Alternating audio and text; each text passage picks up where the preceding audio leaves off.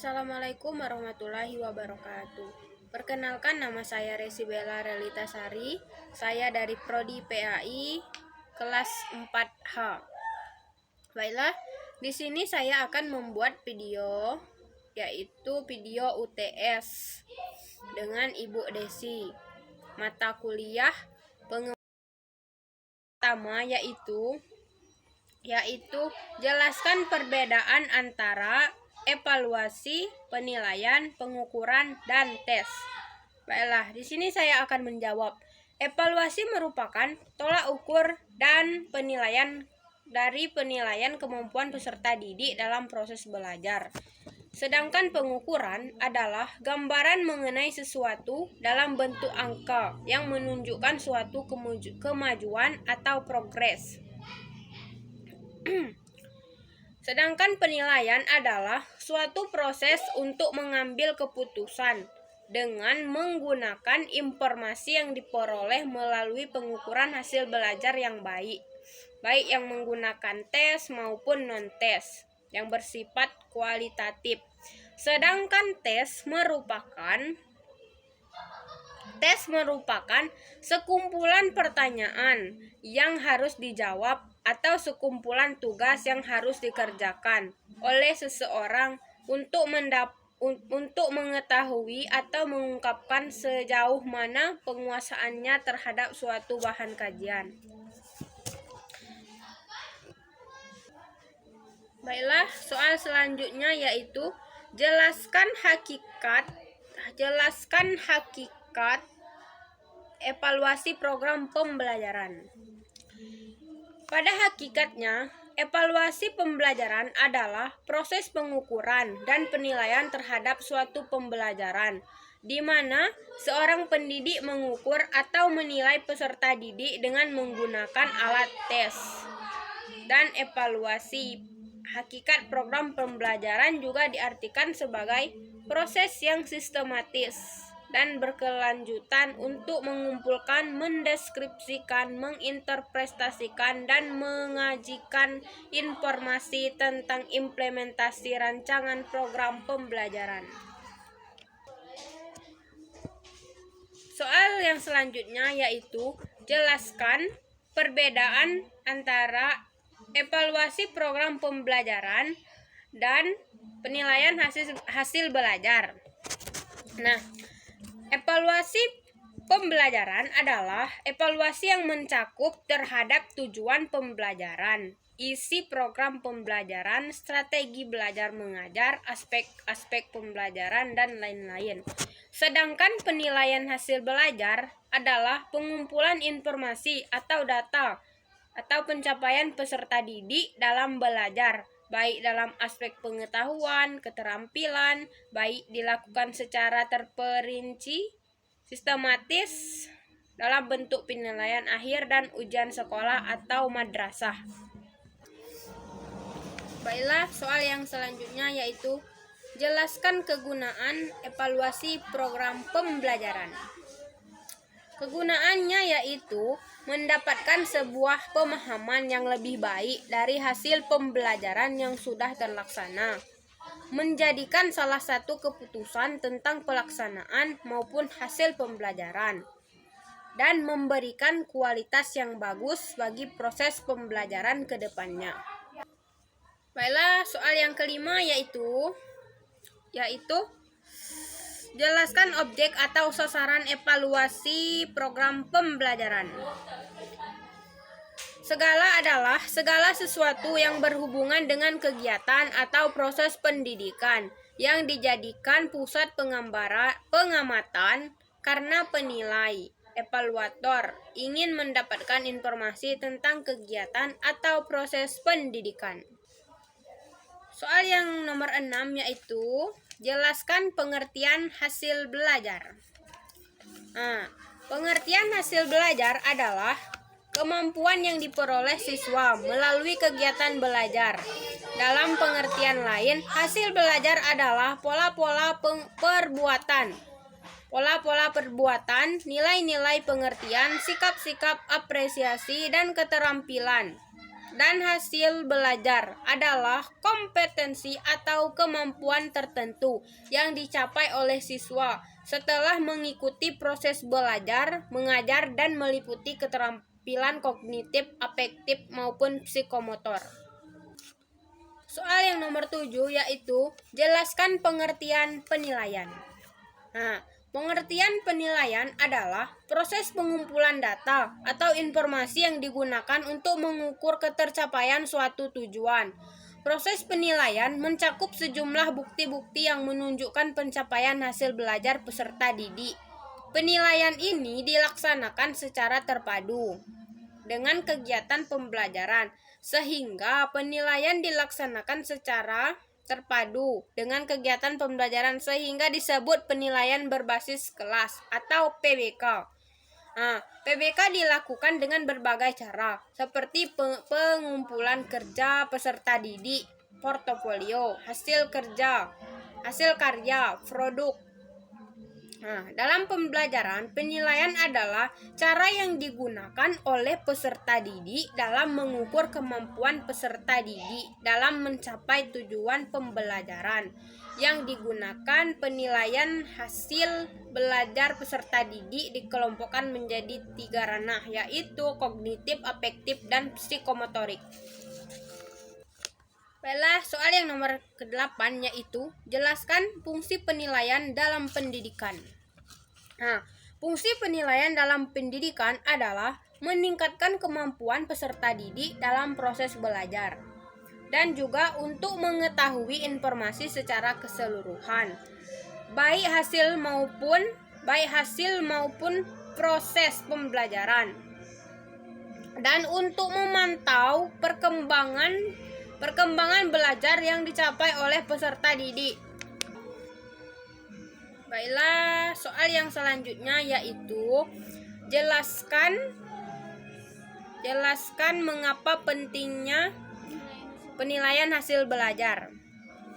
Penting karena untuk mengukur tingkat keberhasilan siswa dalam mengikuti kegiatan pembelajaran, untuk memberikan umpan balik bagi siswa dan guru, sebagai pertimbangan bagi lembaga dan pemerintah untuk mengambil kebijakan tentang pendidikan, untuk evaluasi diri guru dan sekolah dalam mengelola pembelajaran. Dengan melakukan penilaian, guru dapat mengetahui keberhasilan pencapaian tujuan penguasaan peserta didik terhadap pelajaran, serta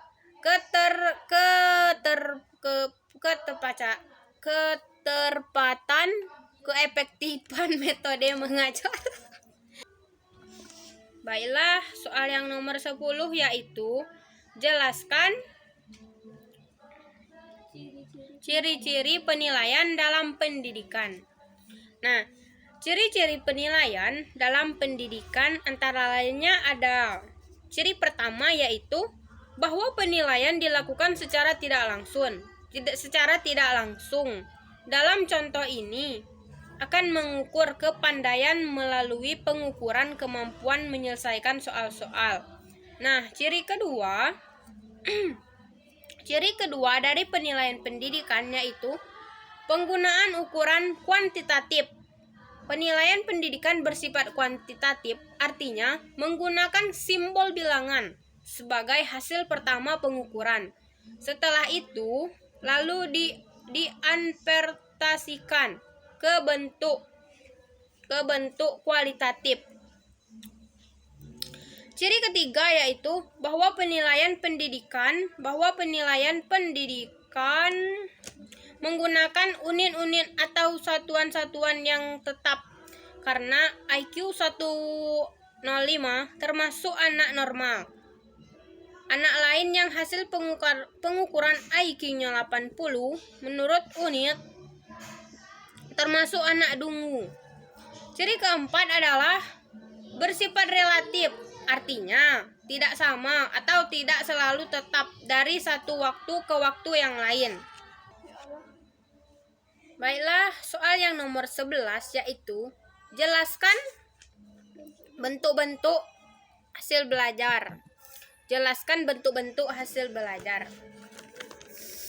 Howard Kingsley 1970, Nana Sujana 2010-45 membagi 3 macam hasil belajar, yakni yakni 1.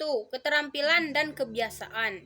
2. Pengetahuan dan pengertian. 3. Sikap yang mana masing-masing golongan dapat diisi dengan bahan yang sudah ditetapkan kurikulum sekolah. Baiklah, soal yang nomor 12 yaitu jelaskan pengertian tes. Pengertian tes di sini, tes adalah cara yang dapat dipergunakan atau prosedur yang perlu ditempuh dalam rangka pengukuran dan penilaian di bidang pendidikan yang berbentuk pemberian tugas atau serangkaian tugas, baik berupa pertanyaan-pertanyaan yang harus dijawab atau perintah-perintah yang harus dikerjakan oleh peserta tes, sehingga atas dasar data yang diperoleh dari hasil pengukuran tersebut dapat dihasilkan nilai yang melambangkan tingkah laku prestasi tes. Tes juga merupakan sekumpulan pertanyaan yang harus dijawab atau sekumpulan tugas yang harus dikerjakan oleh seseorang untuk dapat mengetahui atau mengungkapkan sejauh mana penguasaannya terhadap suatu kajian. Baiklah, soal yang nomor 13 yaitu jelaskan bentuk-bentuk tes.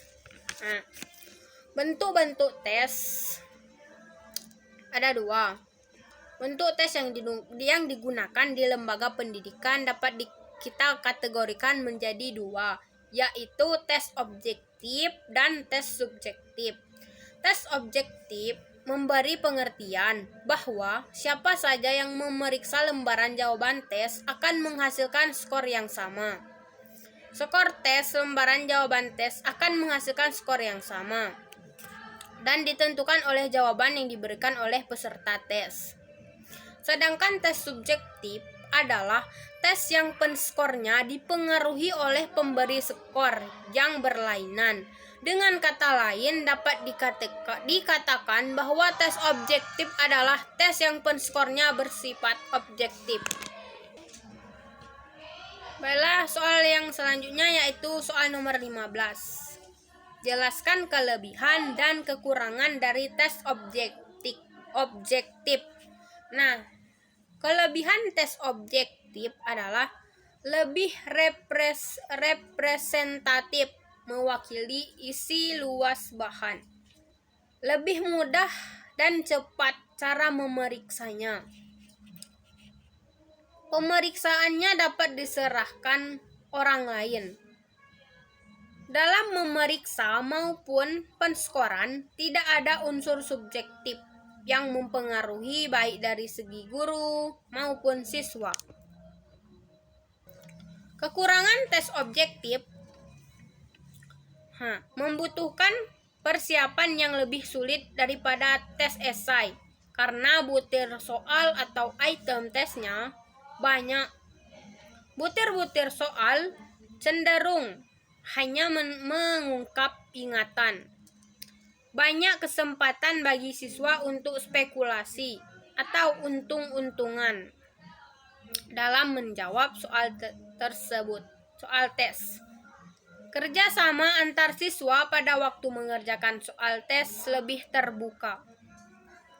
Baiklah, soal yang nomor 15 yaitu jelaskan kelebihan dan kekurangan dari tes subjektif.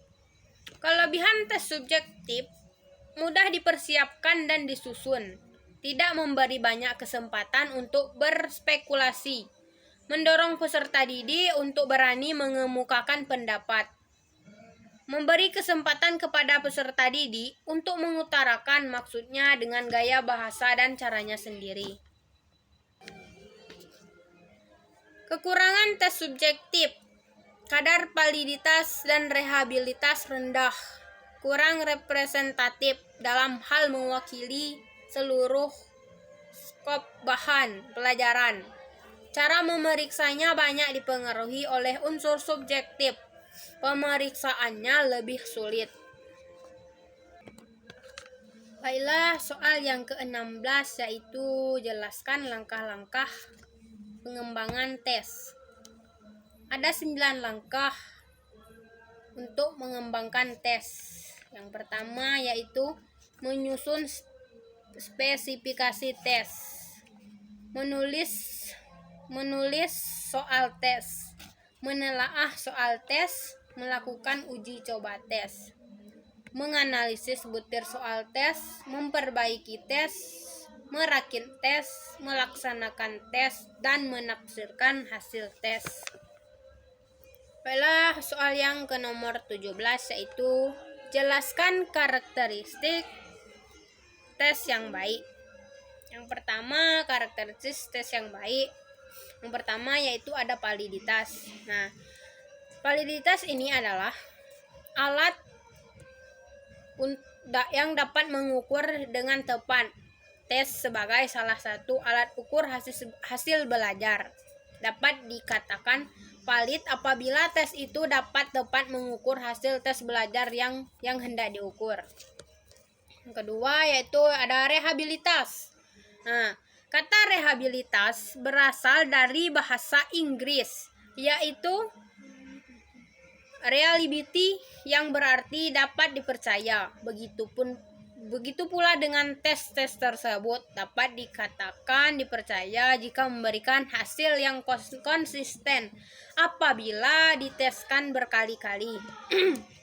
Yang ketiga yaitu ada objektivitas. Nah, objektivitas adalah tidak adanya unsur pribadi yang mengaruhi sebuah tes. Dikatakan memiliki objektivitas apabila dalam melaksanakan tes tidak ada faktor subjektif yang mempengaruhinya. Terus yang keempat ada ekonomis. Ekonomis, pelaksanaan tes yang tidak membutuhkan biaya yang mahal, tenaga yang banyak, dan waktu yang lama. Soal yang terakhir yang ke-18 yaitu jelaskan langkah-langkah menilai tes yang dibuat sendiri. Nah, menilai hasil tes yang dibuat sendiri. Tidak ada usaha guru yang lebih baik selain usaha untuk selalu meningkatkan mutu tes yang disusunnya. Namun, hal ini tidak dilaksanakan karena kecenderungan seseorang yang beranggapan bahwa hasil karyanya adalah yang terbaik, setidaknya cukup baik. Guru yang sudah banyak pengalaman mengajar dan menyusun soal tes juga masih suka menyadari bahwa tesnya masih belum sempurna. Oleh karena itu, cara yang paling baik adalah melihat hasil yang diperoleh siswa secara teoritis.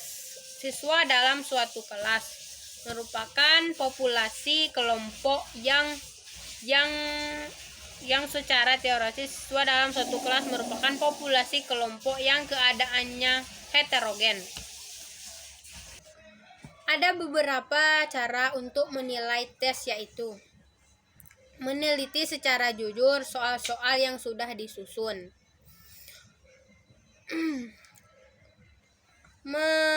mengadakan asking validitas, analisis butir soal dan pola jawaban soal, dan juga mengadakan analisis soal atau item analisis. Baiklah, itulah tadi tugas video dari UTS saya. Saya akhiri. Wabillahi taufiq wal hidayah. Wassalamualaikum warahmatullahi wabarakatuh.